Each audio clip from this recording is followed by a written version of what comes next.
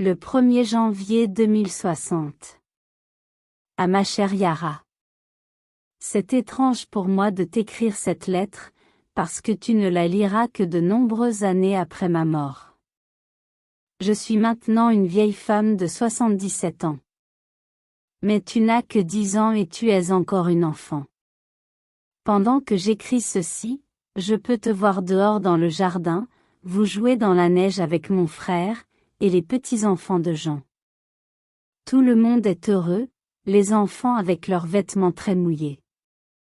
C'est une merveilleuse façon pour les enfants de passer une belle journée d'hiver. Alors ne sois pas triste, ma chère petite fille, quand tu liras ceci. Tu es ma seule petite enfant, tu continueras à vivre longtemps après ma mort. Pour cette raison, je veux que tu lises l'histoire que j'ai écrite dans ce cahier. Je l'ai écrite bien avant ta naissance. Il s'agit de quelque chose qui s'est passé il y a 52 ans, c'était l'été 2008. Je sais qu'il ne me reste pas beaucoup de temps à vivre.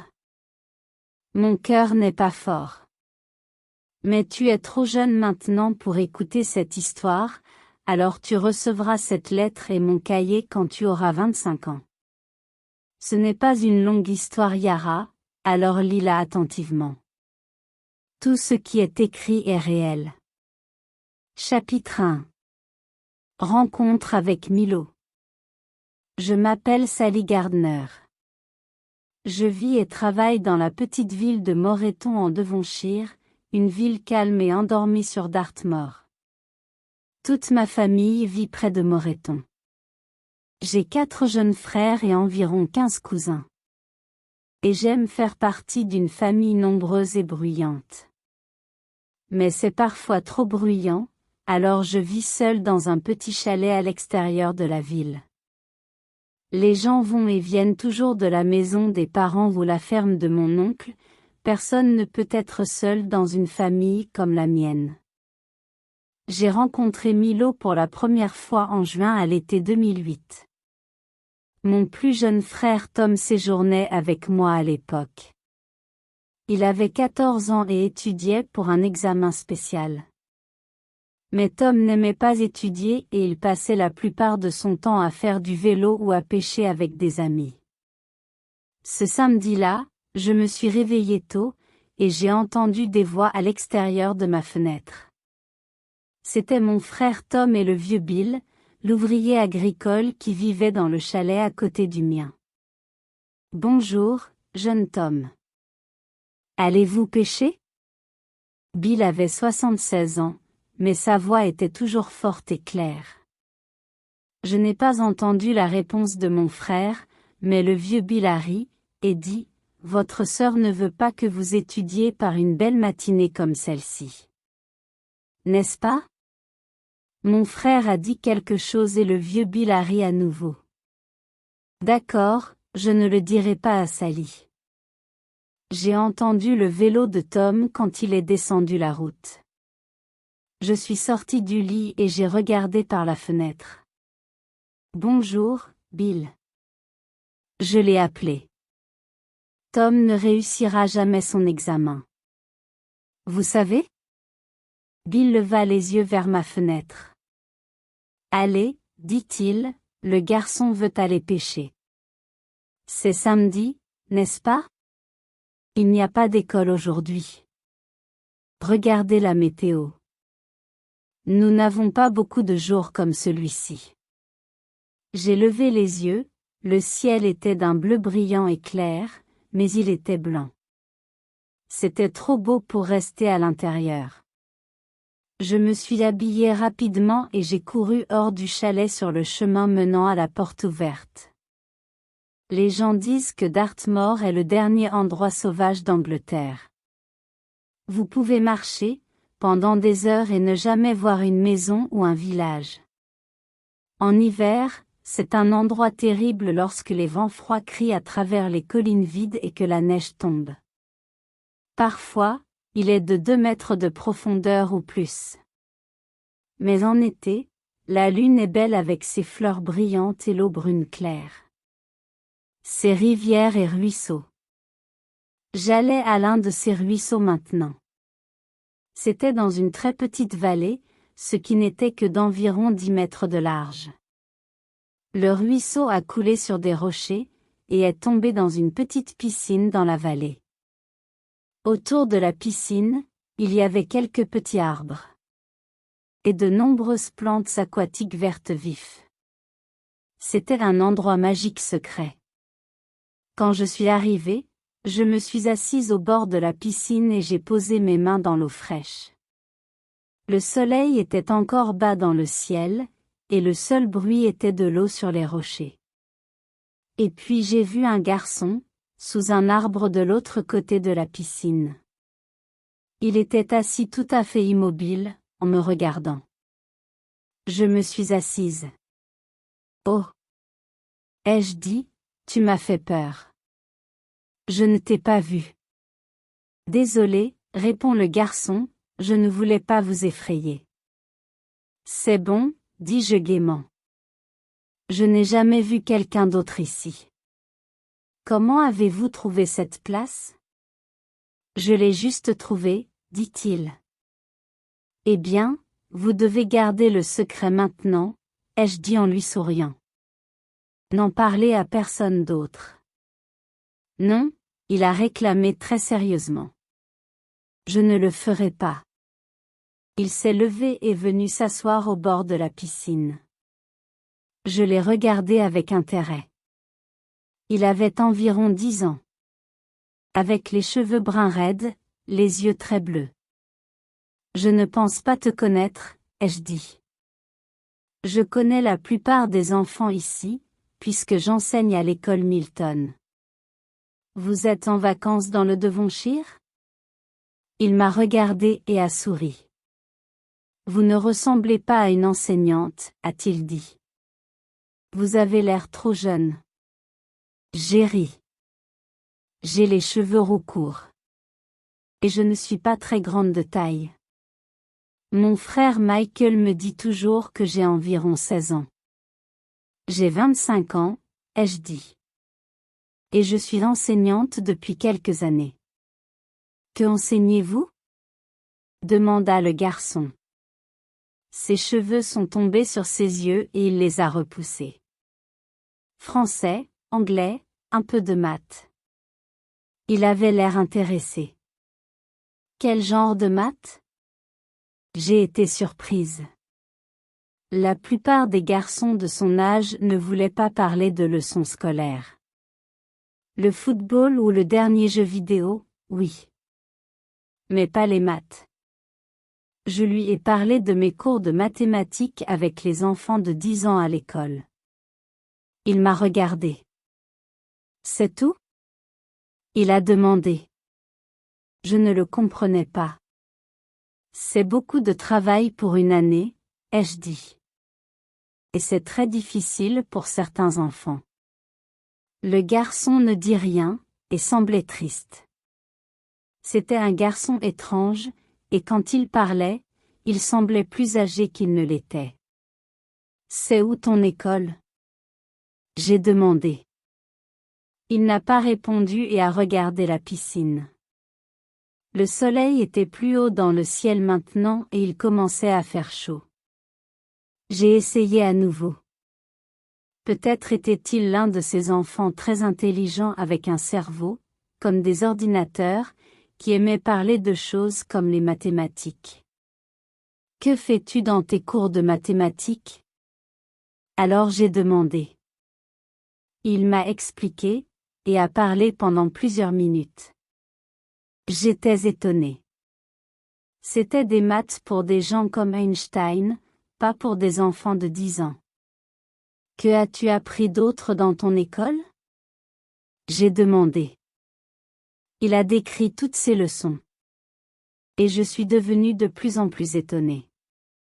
10 heures de cours par jour, 6 jours par semaine. J'ai pensé à mon frère Tom. 2 heures de travail par jour, et c'était trop pour lui. Je l'ai dit au garçon. Et il est devenu très intéressé. Alors je lui ai tout raconté à propos de mes frères. À propos de Michael qui voulait être médecin, à propos de Jean, qui a joué dans un groupe de rock. À propos de Colin, qui voulait être agriculteur. Et à propos de Tom, qui ne voulait rien faire parce qu'il n'aimait pas le travail. Le garçon a souri et a posé beaucoup de questions sur moi et ma famille. Puis soudain, il regarda sa montre et se leva. Je dois y aller, dit-il. Les leçons commencent dans une demi-heure. Alors, où est ton école?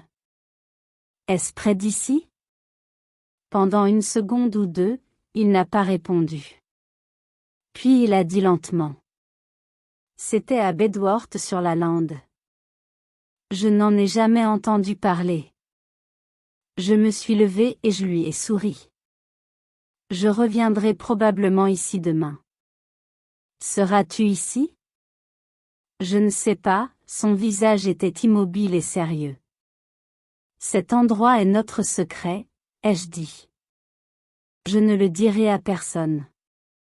Et je suis Sally. Comment t'appelles-tu? Milo, dit-il lentement. Puis il grimpa rapidement sur les rochers de la petite vallée. Chapitre 2. L'école de Bedworth. Dimanche, était une autre belle matinée quand je me suis levée. Tom était toujours au lit. J'ai mis ma tête autour de sa porte. Je vais étudier un peu aujourd'hui, Sally, il a dit. Je te le promets, s'il te plaît, ne dis pas à maman et papa que je suis allé pêcher hier. D'accord, mais travaille bien aujourd'hui, ok? Sur la route vers la lande, j'ai pensé à Milo. C'était un garçon étrange. Je voulais apprendre à en savoir plus sur lui. Il était déjà là quand je suis arrivée. Et il m'a regardé pendant que je descendais des rochers jusqu'à la piscine. Bonjour, dit-il. Il avait l'air très heureux. Peut-être était-il seul dans son école. Il avait besoin d'amis. Je me suis assise sur les rochers et j'ai enlevé mes chaussures. L'eau était plus fraîche sur mes pieds chauds. Il va faire chaud à nouveau, j'ai dit. C'est dimanche ton jour libre. Pourquoi tu ne viens pas à la maison avec moi et tu rencontres mon frère Tom? Je ne peux pas faire ça, il a dit rapidement. Je dois être de retour à l'école à 9 heures. Il avait l'air effrayé, mais pourquoi? C'est bien, j'ai pensé calmement. Ce n'était qu'une idée. Nous avons observé les poissons au fond de la piscine, et quand je lui ai posé des questions sur sa famille. Où vivent tes parents? Il baissa les yeux sur ses pieds dans la piscine, et les déplaçait lentement d'un côté à l'autre. Je n'ai pas de parents, il a dit. Oh! J'ai dit rapidement. Je suis vraiment désolé de ne pas savoir. Non, il a répondu. Comment pourriez-vous le savoir? Je n'ai pas de frère ni de sœur, alors j'aime t'entendre parler de ta famille. Je ne voulais pas lui poser de questions sur ses parents. Étaient-ils tous les deux morts? Il ne semblait pas malheureux. Mais il était très intéressé par ma famille. Parlez-moi un peu plus de Jean, et Tom, a dit-il. Nous nous sommes assis sur les rochers. Milo écoutait et riait et voulait en savoir plus sur ma famille. Mais il semblait encore beaucoup plus âgé qu'il ne l'était, et il ne m'a rien dit de lui-même. Après un certain temps, il s'est levé pour partir. Vous serez ici le week-end prochain? Il a demandé. Il a regardé mon visage attentivement. Il cherchait quelque chose, mais je ne savais pas quoi. Je peux sortir que le week-end, a-t-il dit. Ok, j'ai dit, samedi à 7 heures je serai là. Au cours de cette semaine, j'ai essayé de me renseigner sur l'école de Milo, mais ce n'était pas facile. Martha, le directeur de ma propre école, n'en savait rien. C'est probablement une petite école privée Sally, dit-elle. Il y a une grande vieille maison juste à l'extérieur de Bedworth. C'est un endroit étrange pour une école. C'est une maison très solitaire. Après beaucoup d'appels téléphoniques à différents bureaux de la ville, j'ai trouvé un homme qui connaissait quelque chose sur la maison et je suis allé le voir. Certaines personnes ont loué la maison pour 2 années, m'a-t-il dit. Ils paient beaucoup d'argent pour cela parce qu'ils veulent être privés. Mais je ne sais pas qui sont-ils? Ni ce qu'ils font là. Mercredi, mon frère Michael est venu me voir. Je lui ai parlé de l'étrange école de Milo. Personne ne semble rien savoir à ce sujet. Pourquoi ne demandes-tu pas au vieux Bill à côté? Michael a dit qu'il sait tout ce qui se passe à Morton. C'était une bonne idée. Les nouvelles voyagent souvent de manière étrange avec les gens de la campagne. Et vendredi soir, le vieux Bill a frappé à ma porte. J'ai parlé à la vieille Jane, une femme étrange, dit-il. Elle sort souvent sur la lande la nuit, quoi qu'il en soit, elle dit que c'est une très petite école spéciale pour les enfants avec des difficultés d'apprentissage, elle dit que les portes sont toujours verrouillées, et qu'un hélicoptère y atterrit parfois la nuit. Bill rit. Des hélicoptères. Les femmes sont un peu folles. J'ai pensé à tout cela pendant que je marchais vers la vallée le lendemain matin. Milo n'était certainement pas un enfant ayant des difficultés d'apprentissage. C'était un garçon très intelligent. Qu'est-ce que cette école exactement? Et qui était Milo? Tout cela était très étrange. J'aimais Milo et je voulais en savoir plus sur lui. Je voulais visiter son école, mais quand je lui ai demandé, il est devenu très effrayé. Vous ne devez pas. Il a dit rapidement, s'il vous plaît, ne venez pas à l'école et ne parlez à personne de cette vallée. Promets-moi. Très bien, dis-je calmement. Je te promets, je n'irai pas à ton école et je ne parlerai à personne de notre vallée. Après cela, nous avons parlé d'autre chose jusqu'à ce que le soleil monte plus haut dans le ciel, et Milo devait partir. Chapitre 3. Milo a peur. Juin est devenu juillet puis août. Le temps est devenu très chaud et sec. Sur la Lune, la terre était aussi haute qu'un rocher, et la piscine de notre vallée est devenue de plus en plus petite. J'ai rencontré Milo dans notre vallée secrète presque tous les week-ends, très tôt avant que la plupart des gens ne soient réveillés. Il ne pouvait pas quitter l'école à un autre moment, m'a-t-il dit. La plupart du temps, nous parlions de ma famille.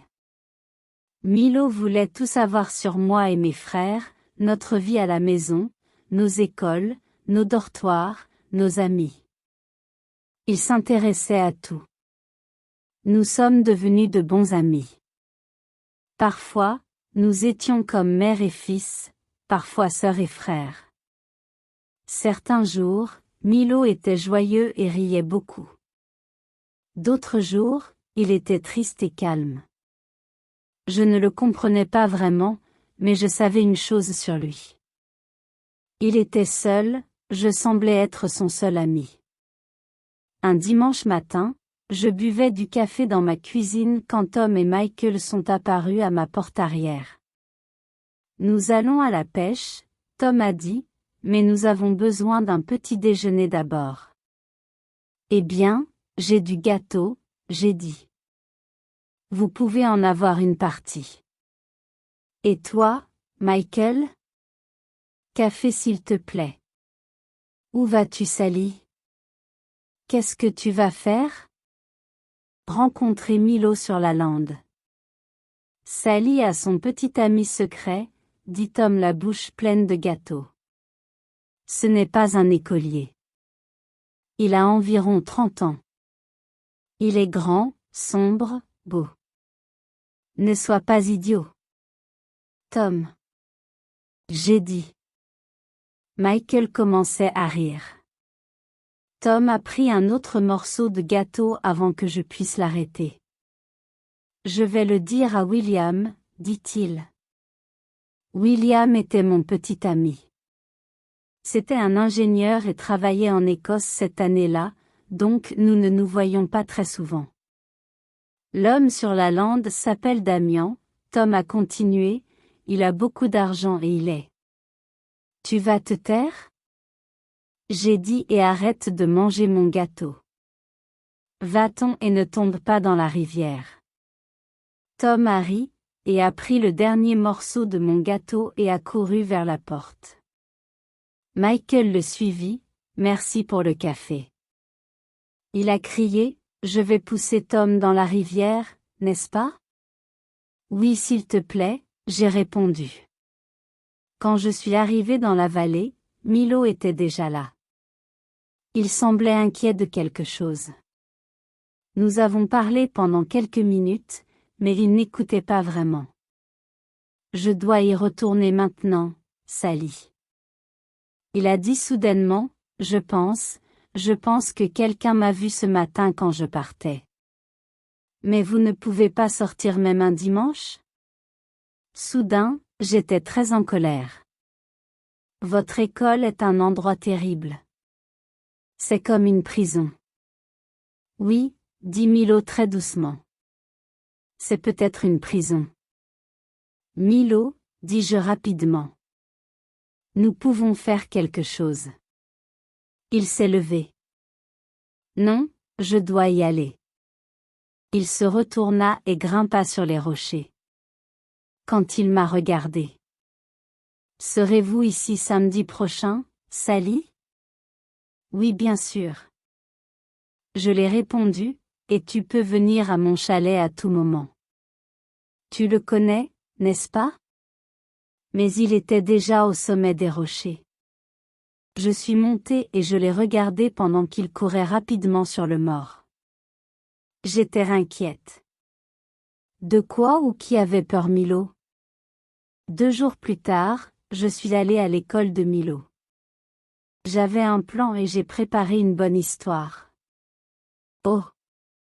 Bonjour. Je suis l'enseignante à l'école Milton, et nous aimerions inviter certains de vos enfants à des après-midi sportifs à notre école. Je savais que je ne devais pas parler de Milo, bien sûr. Peut-être qu'il avait des ennuis et que je ne voulais pas aggraver les choses pour lui. L'école n'était pas facile à trouver.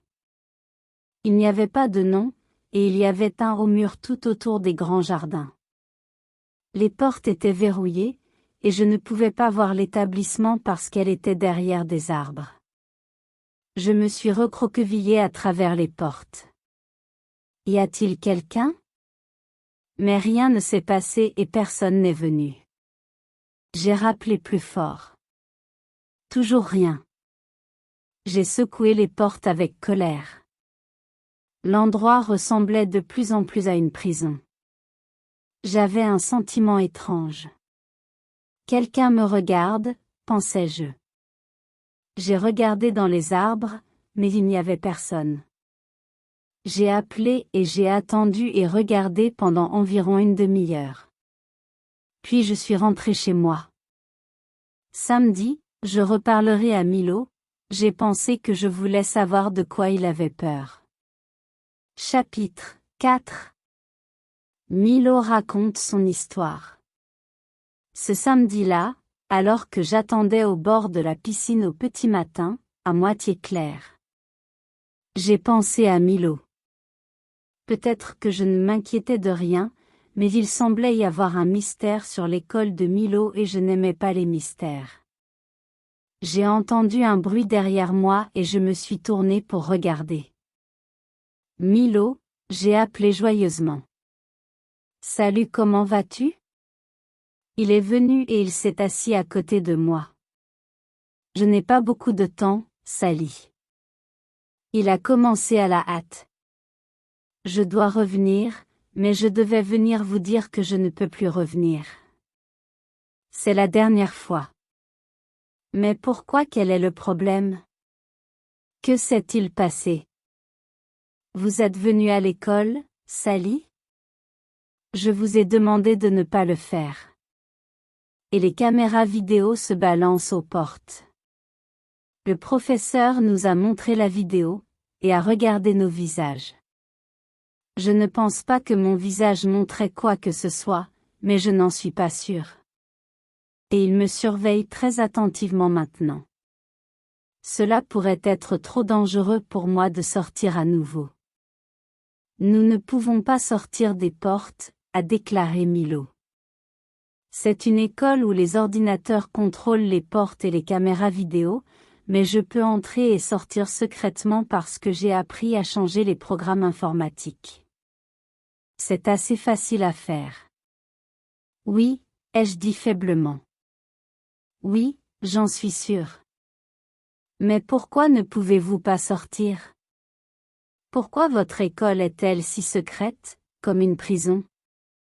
Je vais vous le dire. Mais vous ne me croirez pas, dit Milo lentement.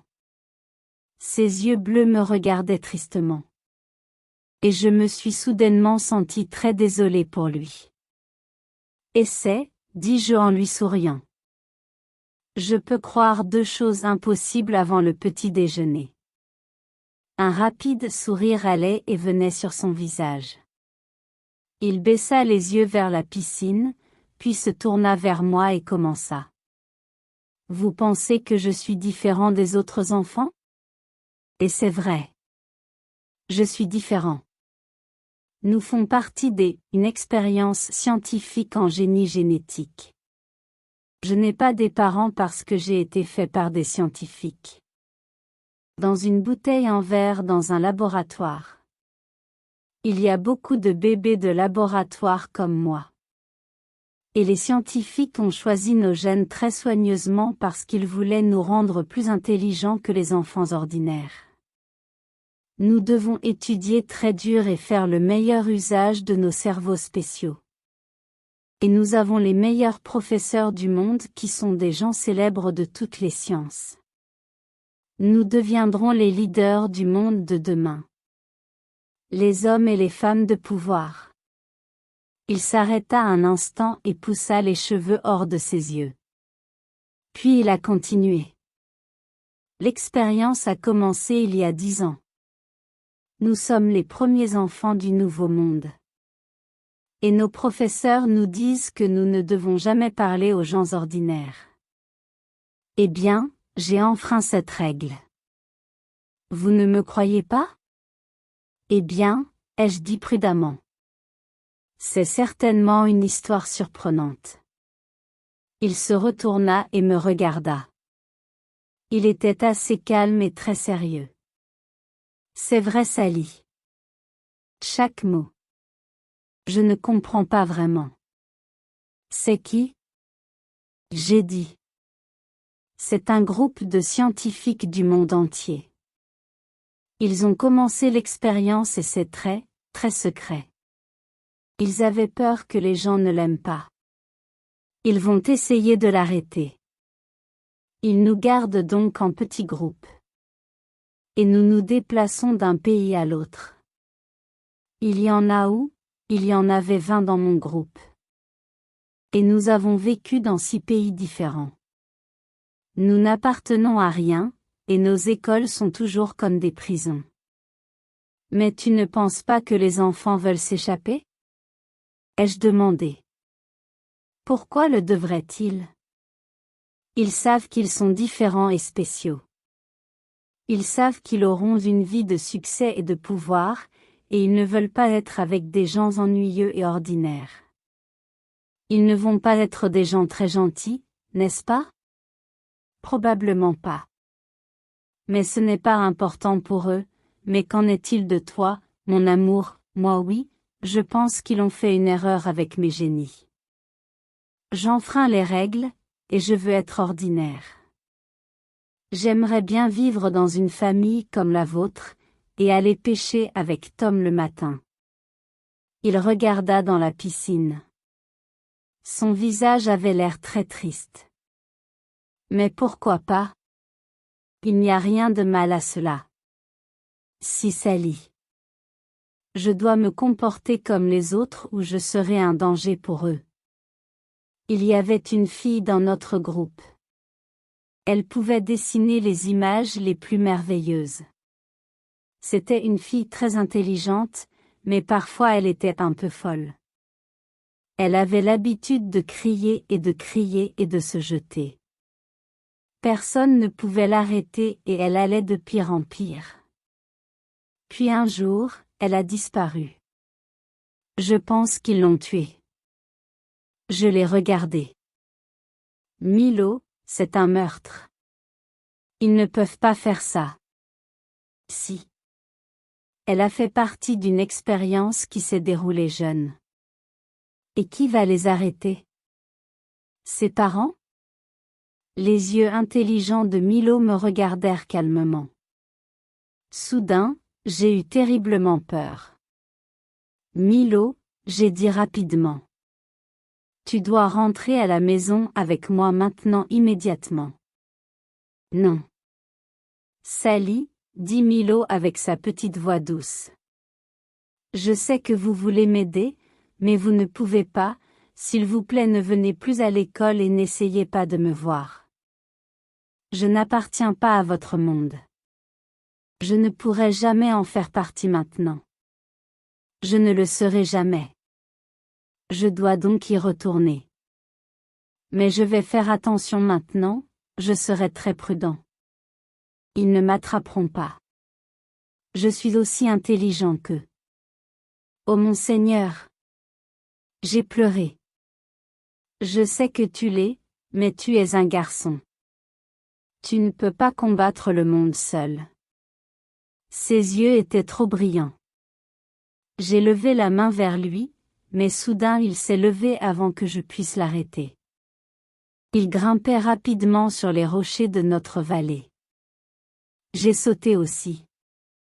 Milo, attends, mais quand je suis arrivé. Il était loin.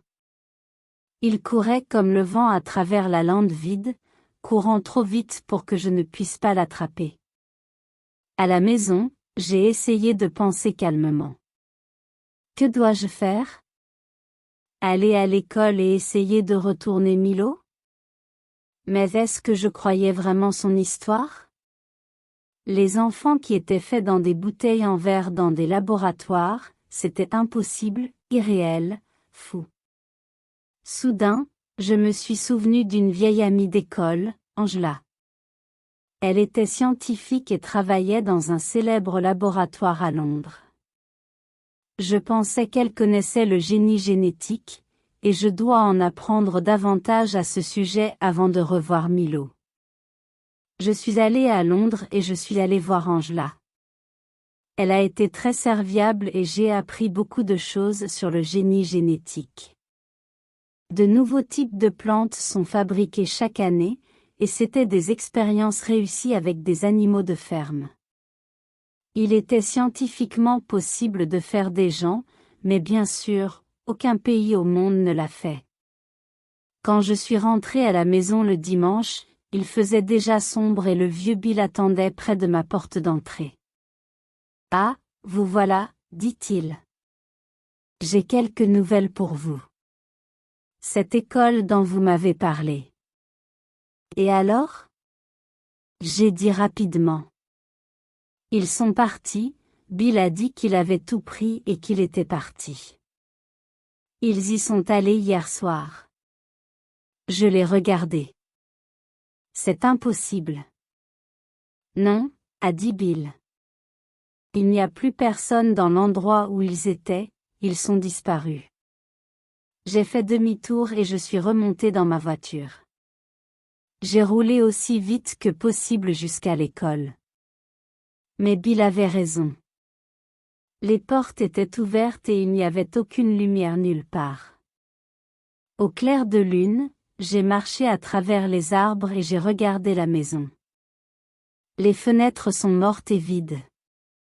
Je n'ai jamais revu ou entendu parler de Milo. Et pourquoi? Peut-être demandes-tu, ma chère Yara. Mon histoire s'arrête-t-elle là? Que s'est-il passé ensuite? La réponse est rien. J'ai téléphoné aux gens, j'ai écrit des lettres. J'ai posé des questions que personne ne pouvait me répondre sur Milo ou l'école à ce titre. J'ai demandé à la police de chercher Milo, mais ils ne l'ont pas fait parce qu'il n'était pas une vraie personne. Il n'avait pas de nom, pas de famille. Il n'y avait aucune trace de sa naissance, et peut-être que je ne croyais pas vraiment à l'histoire de Milo. Peut-être était-il fou, juste un petit garçon solide qui vivait dans son propre monde de rêves étranges. Mais maintenant, à la fin de ma longue vie, je n'en suis plus si sûre. Je regarde autour de moi, j'écoute et je réfléchis. Et je commence à voir un nouveau genre de personnes dans le monde. Des gens qui sont durs et intelligents et qui réussissent toujours. Les ordinateurs contrôlent la plupart de nos vies maintenant. Mais ce sont ces gens qui contrôlent les ordinateurs.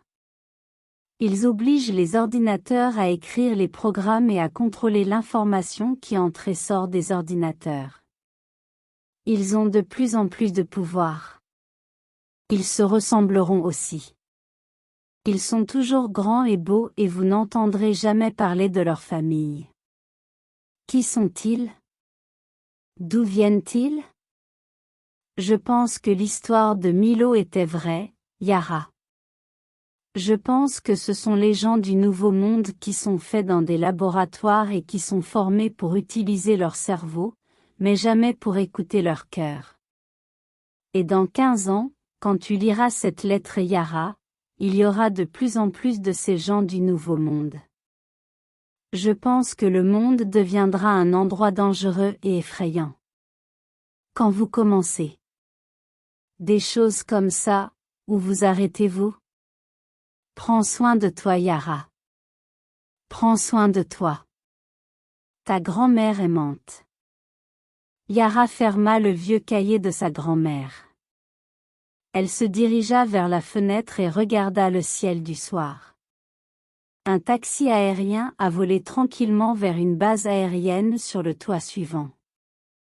Quelle histoire étrange, pensa-t-elle. Elle se souvenait très clairement de sa grand-mère, et ses vacances de Noël. Il y a 15 ans.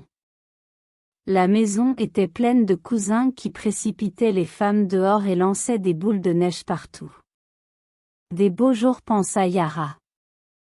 Mais c'était il y a longtemps et l'histoire de sa grand-mère sur Milo et l'école sur le mort. Les enfants du Nouveau Monde. Eh bien, c'était idiot. Plus tard dans la soirée, Yara a donné le carnet de notes de sa grand-mère à son mari Sam pour le lire. Elle l'a regardé pendant qu'il lisait. Il lisait beaucoup plus vite qu'elle l'a fait. Mais ensuite, il fait tout mieux qu'elle. Yara était ingénieur en informatique.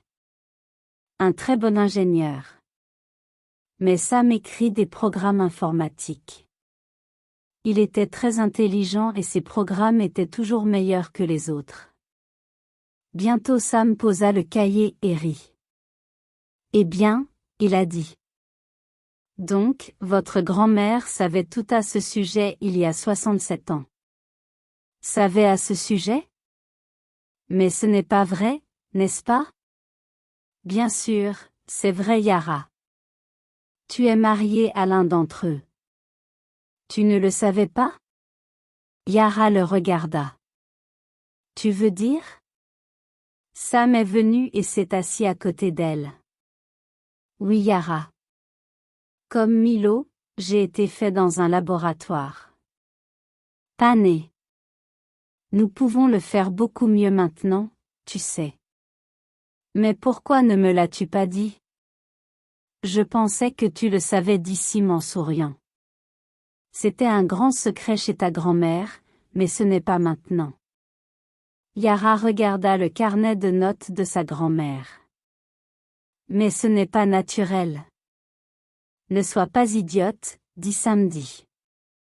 Bien sûr, votre grand-mère avait peur de l'idée, mais nous sommes des gens modernes. Nous vivons en 2070. Il n'y a rien d'anormal là-dedans. Les scientifiques aident juste un peu, c'est tout. Pourquoi ne pas utiliser les sciences quand nous pouvons faire des gens intelligents, des gens comme moi? Je contrôlerai la moitié des réseaux informatiques du pays avant mes 30 ans. Et que se passe-t-il? Dit Yara lentement, quand le monde est plein de ces gens intelligents. Bien sûr, nous ne voulons pas d'un monde plein de gens intelligents, dit Sam. Non, le génie génétique est réservé aux personnes les plus influentes, qui peuvent bien utiliser le pouvoir et qui peuvent contrôler la vie des gens ordinaires. Mais peut-être, dit Yara, les gens ordinaires aimeraient contrôler leur propre vie. Ne sois pas ridicule, la vie aujourd'hui est beaucoup trop difficile. Les gens ordinaires vivent dans une prison de leurs propres erreurs. Nous voulons améliorer notre vie et ils peuvent bien sûr avoir des enfants de la manière habituelle. Yara le regarda. N'allons-nous pas avoir des enfants? Nous n'en avons pas parlé. Répond-il en souriant. Nous serons trop occupés. Je ne veux pas d'enfants bruyants sous mes pieds, et toi non plus. Nous voulons réussir dans notre travail, n'est-ce pas? C'était vrai, pensa Yara. Son travail était très important pour elle.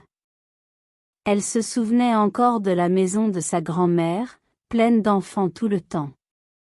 Il y avait toujours un sentiment chaleureux dans cette maison, le sentiment naturel de la famille. Elle se leva et se dirigea vers la fenêtre, puis se retourna et regarda Sam. Mais les familles, c'est la nature. Elle n'arrivait pas à trouver les mots justes. Quel est ton problème, Yara? Répond Sam. Il avait l'air de s'ennuyer maintenant. Qu'est-ce qui a changé? Tu es une fille moderne. Tu dois vivre dans le monde d'aujourd'hui. Un cerveau intelligent est la chose la plus importante aujourd'hui. La seule chose importante. Yara le regarda. La voix de Sam sonnait plus fort, plus froide. À quel point le connaissait-il vraiment? Et combien de ces nouveaux gens dans le monde maintenant? Est-ce qu'il pensait tout comme Sam? Les mots de sa grand-mère dansaient devant ses yeux et elle commençait à avoir peur. Sam se leva et se dirigea vers la fenêtre. Il passa son bras autour de Yara et sourit. Arrête de t'inquiéter, a-t-il dit. Allez, allons regarder les sports fluviaux depuis un taxi aérien. Pendant qu'il attendait le taxi aérien sur le toit, Yara regardait le visage mince et intelligent de son mari. Elle l'aimait, et bien sûr Sam l'aimait aussi. Elle ne devrait pas avoir peur. C'était ridicule. Sam a raison. Bien sûr, les choses étaient différentes. Maintenant, la vie changeait constamment. Il y a toujours de nouvelles idées et de nouvelles façons de faire les choses. Les paroles de sa grand-mère sur un monde dangereux et effrayant étaient stupides. C'était tout à fait naturel. Vraiment, il n'y avait rien pour s'inquiéter.